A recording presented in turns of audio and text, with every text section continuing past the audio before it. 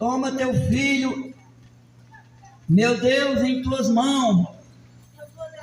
Ah, Senhor, quando ele tocar nesse microfone, que não seja mais ele, mas que seja o próprio Deus, o próprio Espírito de Deus usando a sua boca. Senhor, aonde alcançar esta palavra, que ela possa e venha fazê-la efeito, aleluia, para nós ver a tua igreja viva, curada e caminhando para o céu, pois é o que nós oramos e já te pedimos e te agradecemos.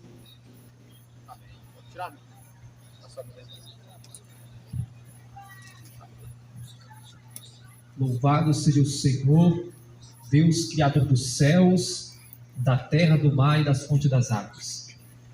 Deus seja louvado, meus irmãos, meus amados ouvintes, pela oportunidade que nós recebemos aqui de mais uma vez, eu e irmão Miguel, estarmos aqui nesta noite para estar proclamando as verdades de Deus. Verdades estas, meus amados, que têm transformado a minha vida, tenho certeza que tem transformado a vida do irmão Miguel, e também tenho certeza que tem transformado a vida de muitos ouvintes aqui nesse conjunto, e todos os amados ouvintes que também nos acompanham por meio da internet. Meus amados, vamos dar continuidade à nossa série de estudo do livro do Apocalipse. Na semana passada, na segunda-feira passada, falamos sobre Apocalipse capítulo 1. Agora nós vamos entrar, meus amados, exatamente no capítulo 2 do livro da profecia. E vamos começar a falar um pouquinho sobre as 7 igrejas. As 7 igrejas da Ásia Menor, que é exatamente Éfeso, Esmirna, Pérgamo, Tiatira, Sardes, Filadélfia e Laodiceia. No estudo de hoje vamos focar apenas na igreja de Éfeso, meus irmãos, onde a palavra do Senhor nos diz aqui, em Apocalipse capítulo 2, a partir do versículo 1 até o versículo 7. A palavra do Senhor nos diz assim: escreve ao anjo da igreja que está em Éfeso, e isto diz: aquele que tem na sua destra as 7 estrelas, que anda no meio dos 7 castiçais de ouro. Eu sei as tuas obras, o teu trabalho e a tua paciência, e que não podes sofrer os maus, e puseste à prova os que dizem ser apóstolos e não são, e tu os achaste mentirosos, e sofrestes, e tens paciência, e trabalhaste pelo meu nome, e não te cansaste. Tenho, porém, contra ti, que deixaste o teu primeiro amor. Lembra-te, pois, de onde caíste, e arrepende-te, e pratica as primeiras obras. Quando não são brevemente, a ti virei, e tirarei do seu lugar o teu castiçal, se não te arrependeres. Tens, porém, isto que aborreces, as obras dos nicolaítas, aos quais eu também aborreço. Quem tem ouvidos, ouça o que o Espírito diz às igrejas. Ao que vencer, dar-lhe-ei a comer da árvore da vida, que está no meio do paraíso de Deus. Apocalipse capítulo 2, versos 1 a 7. Meus irmãos, aqui nós temos a carta da igreja de Éfeso. E o objetivo da nossa série aqui, meus amados, toda semana, é estudar a profecia verso por verso. E o primeiro versículo diz: escreve ao anjo da igreja que está em Éfeso. Isto diz aquele que tem na sua destra as 7 estrelas. É interessante, meus amados, ao anjo da igreja que está em Éfeso. Éfeso, meus amados, era uma cidade, meus irmãos, que estava localizada na Lídia, na costa ocidental da Ásia Menor. Esta cidade, meus amigos, era um excelente porto e era a porta da entrada da província romana da Ásia. Esta cidade também, meus irmãos, era a capital da Ásia Menor, com uma população estimada de 225 mil habitantes, isto na época do 2º século antes de Cristo. E ela também, meus amados ouvintes, era a metrópole da idolatria. Lembre-se, Satanás é sujo, meus irmãos, e ele quer introduzir a idolatria no meio do povo de Deus. Essa cidade também, ali naquela cidade tinha um templo da deusa Diana, conforme Atos capítulo de número 19. Esta cidade também levou 200 anos para ser construída. ficou conhecida como uma das 7 maravilhas do mundo antigo. Este templo foi queimado pelos godos no ano 262 depois de Cristo. E é interessante, irmão Miguel, que esta mensagem que está na igreja de Éfeso é uma mensagem poderosa, porque ela passa desde os dias do apóstolo e se estende até a nós dos últimos dias. A importância dessa cidade, meus irmãos, exigiu do ministério do apóstolo São Paulo 3 anos de pregação para implementar uma igreja cristã. Paulo era um pregador do evangelho, trabalhava incessantemente para estabelecer igrejas. E uma dessas igrejas foi exatamente na localidade de Éfeso. Diferente de outras cidades da Ásia Menor, de Éfeso, atualmente restam somente ruínas. Quando vamos para a época, ou melhor, para a localidade ali de Éfeso, o que nós encontramos são templos destruídos. Encontramos apenas as ruínas. Agora, o que significa o período e o nome desta palavra Éfeso? Porque cada igreja do livro do Apocalipse, irmão Miguel, representa um período. A igreja de Éfeso é a igreja que vai do ano 31 até o ano 100 depois de Cristo. A igreja de Esmirna, ela vai do ano 100 até o ano 313 depois de Cristo. A igreja de Pérgamo vai do ano 313 até o ano 538 depois de Cristo. A igreja de Tiatira vai do ano 538 até mais ou menos ali 1755. Depois temos ainda a igreja de Sardes, que vai mais ou menos do ano de 1517 até o ano de 1755.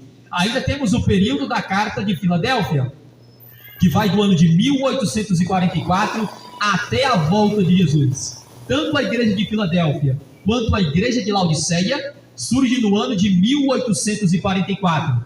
E aqui nós temos a carta de Éfeso. Éfeso significa desejável e representa muito bem a condição espiritual da igreja no período que vai do ano 31, como nós já dissemos, até o ano 100 depois de Cristo. Agora vamos falar um pouco sobre a mensagem desta igreja, meus irmãos. Aqui fala claramente, Jesus se apresenta para esta igreja como sendo aquele que tem na sua destra as 7 estrelas. Lembre-se que estrela em profecia são anjos. Jesus se apresenta como esta igreja, como sendo aquele que tem as 7 estrelas. Ou seja, estrela representa anjos, e anjos também representam mensageiros. Está ligado à palavra. Jesus se apresenta como aquele que tem a mensagem viva, e que anda no meio dos 7 castiçais de ouro. As 7 estrelas são os 7 anjos das 7 igrejas. E os castiçais, meus irmãos, são as 7 igrejas. E aqui fala, eu sei as tuas obras e o teu trabalho e a tua paciência, e que não podes suportar homens maus. E puseste à prova os que dizem ser apóstolos e não são, e tu os achaste mentirosos. É interessante, meus amados.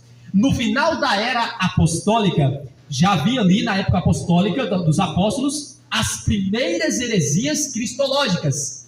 E uma destas heresias, meus irmãos, era de que os ebionitas, eles negavam ali a divindade de Jesus. Para eles, irmão Miguel, Jesus não era Deus.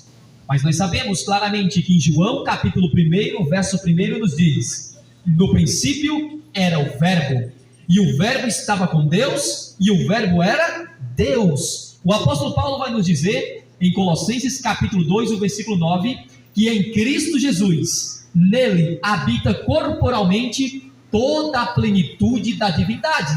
Jesus é Deus, meus irmãos. Uma outra mentira que estava sendo pregada na época dos apóstolos, que era a época da igreja de Éfeso, era a mentira pregada pelos docetistas. Estes negavam a humanidade de Jesus. Eles ensinavam, meus amados, que Jesus tinha somente a aparência humana, mas não era humano. Esse grupo, meus irmãos, floresceu por volta ali do ano 70 até o ano 170 depois de Cristo. Então o primeiro grupo eram os ebionitas. Estes negavam a divindade.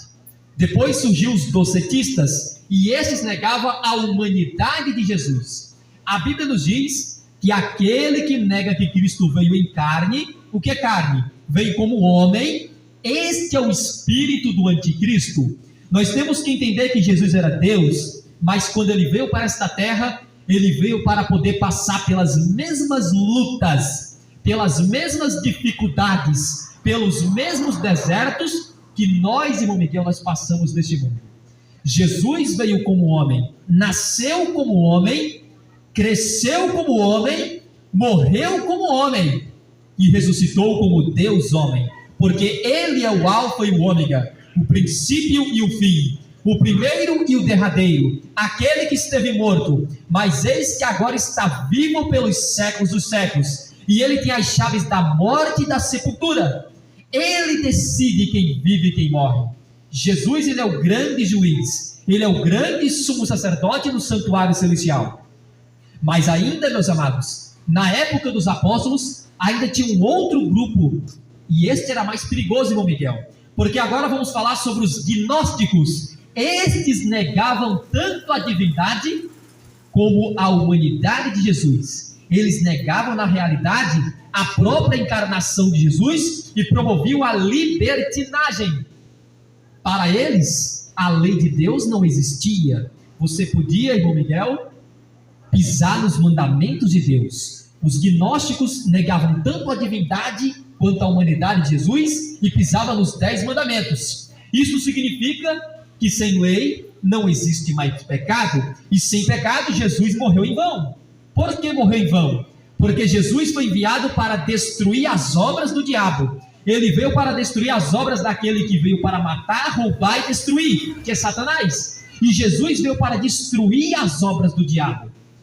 Ora, se não existe mais lei, não existe mais pecado, porque 1 João 3,4 fala que o pecado é a desobediência da lei de Deus. O pecado é a desobediência dos 10 mandamentos. Então, se eu tirar os 10 mandamentos, a partir de hoje, eu posso adorar outros deuses, eu posso adorar imagem de escultura, eu posso tomar o nome de Deus em vão, eu posso guardar qualquer dia da semana, eu posso desonrar o meu pai e minha mãe, eu posso matar, eu posso adulterar, eu posso roubar, eu posso mentir e eu posso cobiçar, porque não existe mais lei, irmão Miguel. Olha que blasfêmia. Então, Satanás, o maior objetivo do diabo é pisar na lei de Deus, nos mandamentos de Deus. E Cristo vai nos dizer em João capítulo 14, verso 15: se me amais, guardareis os meus mandamentos. Interessante, meus irmãos, que quando a gente vai aqui para o versículo de número 4,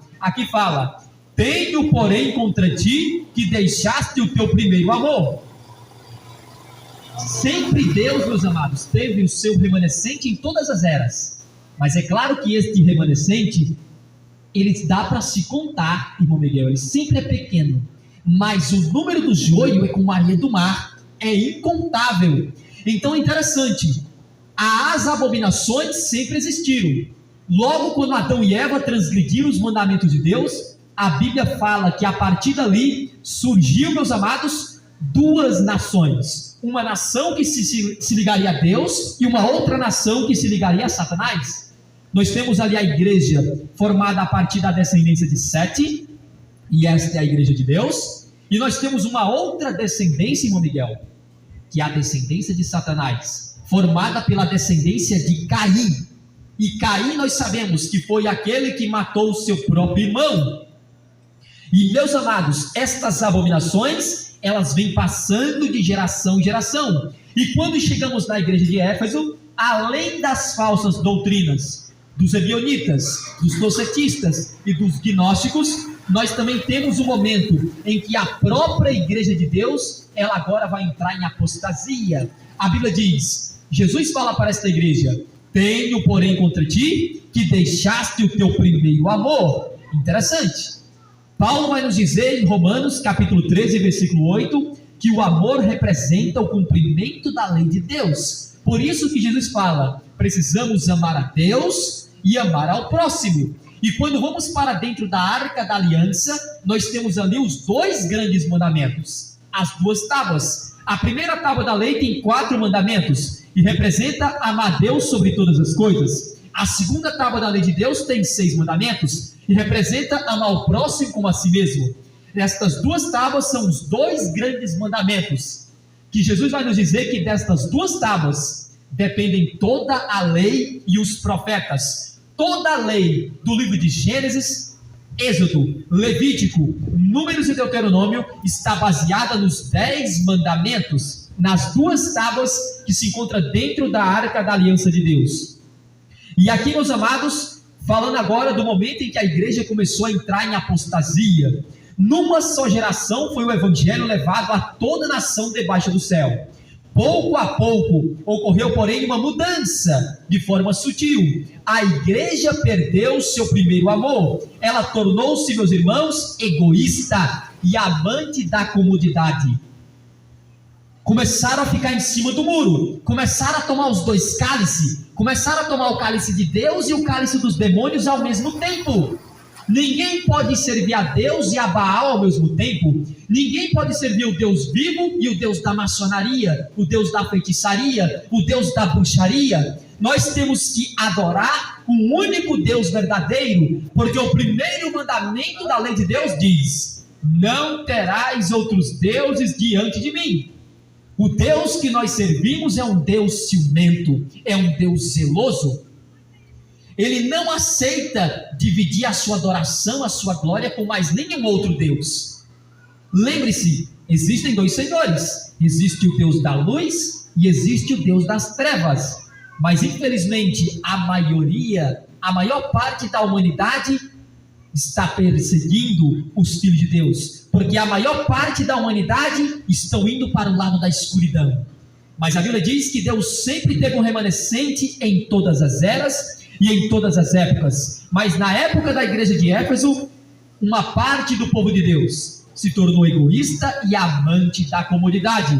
Foi acalentando o espírito do mundanismo.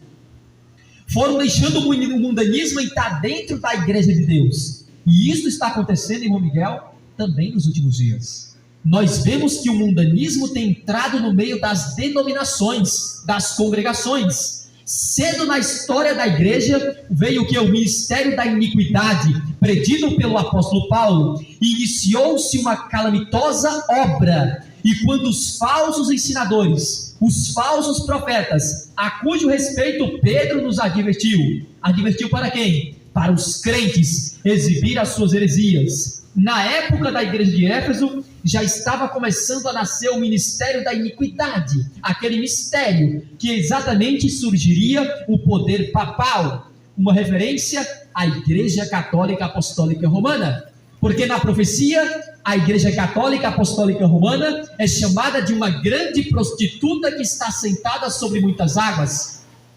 Apocalipse capítulo 17 fala da cidade dos 7 montes, a cidade que domina sobre os reis da terra, é chamada de a prostituta. Interessante, porque se você entrar no seu Google agora e colocar assim, cidade dos 7 montes, você será direcionado para a cidade do Vaticano. É lá no Vaticano que se encontra o trono de Satanás. É exatamente ali que está o centro das abominações. Este é o mistério da iniquidade, é o anticristo da profecia bíblica, que no livro de Daniel capítulo 7 é chamado de chifre pequeno. Era aquele poder que deveria mudar os tempos e a lei de Deus.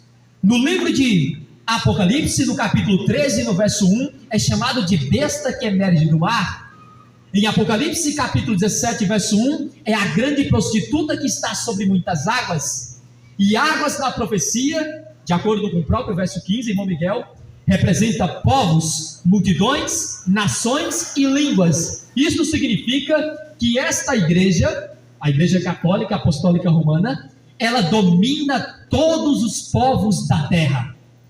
Perceba, todos os presidentes dos Estados Unidos têm que marcar o encontro com o poder papal. Interessante, quem é que tem mais poder? É aquele que está visitando ou é aquele que está sendo visitado? Quem está sendo visitado é quem tem mais poder.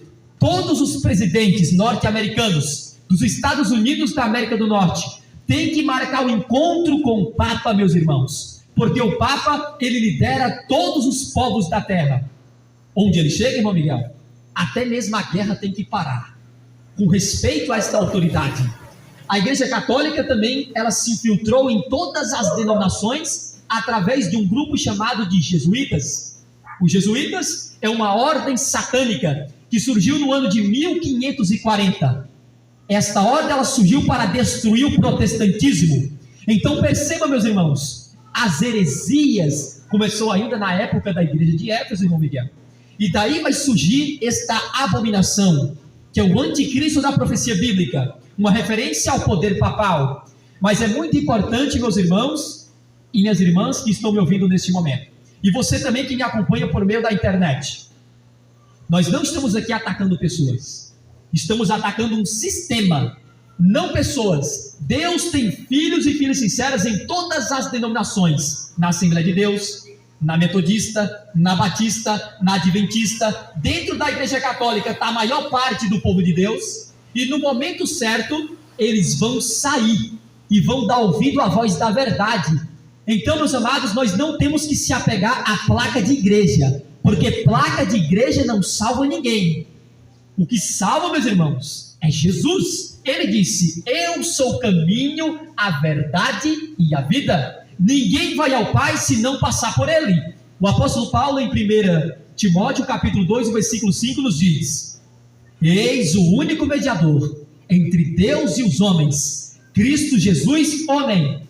O único mediador entre Deus e os homens não é a Igreja Católica, não é um sacerdote, não é um padre, não é um pastor, não é o irmão Ramon que está pregando aqui para vocês. O único mediador entre Deus e os homens é Cristo. Por que é Cristo? Porque ele é o único que morreu naquela cruz, irmão Miguel, e com todo o seu sangue foi derramado. Aquele sangue é ele que nos purifica de todos os nossos pecados. Então, meus amados, a igreja de Éfeso começou a abandonar a verdade de Deus. É interessante que a profecia continua e diz: tens, porém, isto, que aborrece as obras dos nicolaítas, aos quais eu também aborreço. Interessante. Que obras são essas chamadas no livro do Apocalipse, na carta de Éfeso? A obra dos nicolaítas, que Jesus ele odeia, irmão Miguel. Que obra é essa? Aqui diz assim, meus irmãos: aqueles que ensinam esta doutrina. Que doutrina? A doutrina do nicolaísmo. Hoje tem muito a dizer sobre a fé e a justiça de Cristo, mas eles pervertem a verdade e tornam a casa do erro. Eles dizem que a única coisa que temos que fazer é crer em Jesus Cristo, e que a fé é toda suficiente, que a justiça de Cristo deve ser a credencial do pecador, que esta justiça imputada cumpre a lei por nós, e que nós não estamos sob a obrigação de obedecer os mandamentos de Deus. Olha como é que é a doutrina do diabo. A obra dos nicolaítas, a doutrina dos nicolaítas, pregava apenas, irmão Miguel, um evangelho barato. Eles pregavam uma falsa graça. Você já ouviu falar naqueles irmãos que dizem: não, nós somos salvos unicamente pela graça, a partir de hoje eu posso fazer o que eu quiser. Será que isso é verdade, meus irmãos? Será que Jesus, ele nos salva para que nós possamos viver uma vida de pecado, uma vida de transgressão, pisando nos mandamentos de Deus? É claro que não, meus irmãos. Em Mateus capítulo 11, versículo 28 fala, Jesus nos diz: vinde a mim, todos os que estão cansados e sobrecarregados, e eu vos aliviarei. Você vai até Jesus, irmão Miguel, do jeito que você está, pecador. Todos nós somos pecadores, mas existe uma diferença daquele pecador e do pecadeiro. Tem uma diferença. O pecador é aquele que entende que é pecador e precisa da graça de Jesus para que esta graça o transforme e ele possa viver uma vida de obediência aos mandamentos de Deus. Mas existe um outro grupo chamado de pecadeiros, e estes pecadeiros são aqueles que dizem: não, Jesus me salvou e agora eu posso ir para o mundo, eu posso transgredir a lei de Deus, eu posso matar, eu posso roubar, eu posso usar droga, eu posso comer o que eu quiser, eu posso me vestir da forma como eu quiser, eu posso cantar as músicas que eu quiser, eu posso falar o que eu bem entender, e mesmo assim Jesus vai me salvar. Isso é uma mentira do diabo, meus irmãos. Jesus, ele te chama do jeito que você está, mas ele te transforma, e você passa a ser um novo homem. Paulo vai nos dizer que o velho homem, as obras do velho homem já ficou para trás. Se eu adorava muitos deuses, agora eu adoro o único Deus verdadeiro. Se eu me ajoelhava diante de imagens, agora eu já não me ajoelho mais. Se eu tomava o nome de Deus em vão, agora eu já não tomo mais. Se eu guardava qualquer dia da semana, a partir de hoje eu vou guardar o sábado. Se eu desobedecia meu pai e minha mãe, agora eu vou honrá-los. Se eu matava, agora eu não mato mais. Se eu adulterava, agora eu já não adultero. Se eu roubava, agora eu não roubo mais. Se eu praticava mentira, agora eu já não minto mais. E se eu cobiçava as coisas do meu vizinho, do meu próximo, eu não cobiço mais. Jesus, ele faz uma transformação completa. Você chega do jeito que você está, mas você não sai da mesma forma como entrou. Jesus, ele transforma, ele tem o poder de transformar a minha vida e a sua vida. Por quê, meus irmãos? Porque Jesus, meus amados, ele te auxilia com o poder do Santo Espírito de Deus. É interessante que aqui no versículo 7 diz: quem tem ouvidos, ouça o que o Espírito diz às igrejas. Ao que vencer, dar-lhe-ei a comer da árvore da vida que está no meio do paraíso de Deus. Meus irmãos, a árvore da vida é uma referência ao jardim do Éden, que foi retirado da terra antes do dilúvio, mas que será restaurado com todo o seu resplendor em um novo céu e uma nova terra, como diz Apocalipse capítulo 21. E meus irmãos, o jardim de Deus, meus amados, ele permaneceu sobre a terra por muito tempo, depois que o homem for expulso de suas deleitáveis veredas, conforme lá Gênesis capítulo 4, verso 16. Interessante que foi permitido à própria raça decaída por muito tempo contemplar o lar da inocência, estando a sua entrada vedada apenas pelos anjos vigilantes. Lembre-se, Deus colocou querubins, irmão Miguel, para que protegesse o caminho da árvore da vida, para que o homem não tivesse acesso novamente àquele fruto. Mas a promessa de Deus é que se nós formos fiéis ao Senhor, se nós deixarmos que o Senhor transforme as nossas vidas, a promessa de Deus é: quem tem ouvidos, ouça o que o Espírito diz às igrejas. Ao que vencer, aqueles que forem fiéis aos mandamentos de Deus, aqueles que deixarem a graça de Jesus transformarem as suas vidas, estes voltarão a comer da árvore da vida que se encontra no meio do jardim. Meus amados, quando a onda de iniquidade se propagou pelo mundo e a impiedade dos homens determinou sua destruição por meio de um dilúvio de água, a mão que plantara o Éden o retirou da terra. Mas na restauração final, meus irmãos, de todas as coisas, quando houver um novo céu e uma nova terra, será restabelecido novamente, mais gloriosamente adornado do que no princípio.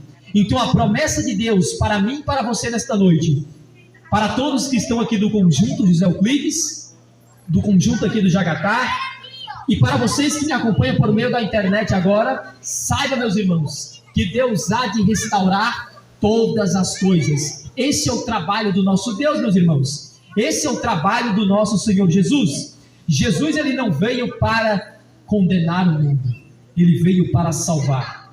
Então, meus amados, com isso nós concluímos aqui, meus irmãos, esta mensagem da carta da igreja de Éfeso. E eu quero terminar com um apelo que se encontra aqui, meus amados, dentro da carta de Éfeso, que diz: lembra-te, pois, de onde caíste, e arrepende-te, e pratica as primeiras obras. Quando não brevemente a ti virei, e tirarei do seu lugar o teu castiçal, se não te arrependeres. Olha, meus irmãos, o apelo de Deus para nós. Lembra-te, pois, de onde caíste, e arrepende-te, e volta à prática das primeiras obras. Meus amados, o desejo de Deus, irmão Miguel, para mim, para o senhor, para o irmão que está aqui também, é que nós possamos se arrepender de nossas más obras, e que venhamos a voltar à prática das primeiras obras. Este conselho que foi dado para a igreja de Éfeso se estende por todas essas gerações. Deus está fazendo este apelo, não só para a época da igreja de Éfeso. Este apelo tem se estendido até o momento de hoje, até esta data de hoje, 23 desse mês de junho do ano de 2025, o Senhor está apelando ao meu e o seu coração, para que nós venhamos se arrepender de nossas más obras, que nós possamos parar para pensar: será que hoje nós estamos salvos? Ou será que hoje nós estamos perdidos? Existe aquele hino que diz, né, meus irmãos? Meu amigo, hoje tu tens a escolha, vida ou morte, qual vais aceitar? Amanhã pode ser muito tarde, hoje Cristo te quer libertar. Hoje Cristo te quer libertar, meus irmãos. E não se esqueça, João capítulo 8, versículo 32. E conhecereis a verdade, e a verdade vos libertará. E com isto, meus amados, eu quero agradecer minha rica oportunidade em nome do Senhor Jesus. Vou passar agora para o irmão Miguel, para a gente estar realizando aqui a oração final, meus irmãos, para a honra e glória de Deus. Glória a Deus. A gente ouviu uma palavra da parte do Senhor maravilhosa, né? Onde o Senhor tem tocado e fortalecido nossos corações e tem feito aquilo que nós não estamos vendo, porque nós somos humanos. A gente até pensa que não aconteceu nada, mas eu creio que tudo aconteceu. Eu estou só simbolizando de você pensar que ele não fez. Eu creio que ele fez e todo instante ele está fazendo. Nós queremos agradecer ao Senhor por essa maravilhosa oportunidade, essa gloriosa oportunidade. Nós queremos pedir, Senhor, eterno Deus e amado Pai, agora, Senhor, abençoa, Senhor, esse lugar que já é uma bênção a todos que escutaram em seus lares, na rua, aqui, Pai, esse bairro. Transforma, Senhor, as pessoas para ter um verdadeiro encontro contigo. Vem trazendo, Senhor, aqueles que estão abatidos, que estão cansados, os que estão, Senhor, desesperados. Vem, Senhor, com as tuas mãos e com tua providência, Pai. Abençoa teu filho que pregou este evangelho. Abençoa sua casa cada vez mais, sua família, sua esposa, seus filhos. E a mim que falo contigo, abençoa aqui meu irmão que está aqui, a todos quanto ouviu esta palavra. Nos despede em paz para nossos lares, guarda, Senhor, a tua igreja, acampa, Senhor, meu Deus, a tua igreja, no teu lugar certo, Senhor, como tem preparado, aonde o Senhor tem preparado o lugar para a sua igreja, guarda, Senhor, como disse, aleluia, debaixo das tuas asas, como diz o salmista. Assim, meu Deus, eleva os nossos olhos para os montes e perguntando, de onde virá o meu socorro? Vem do Senhor que fez o céu e a terra. E que agora, Senhor, a graça e a paz de nosso Senhor e Salvador Jesus Cristo, cada dia nos cresça e nos fortaleça. No seu nome, em nome do Senhor Jesus. Amém.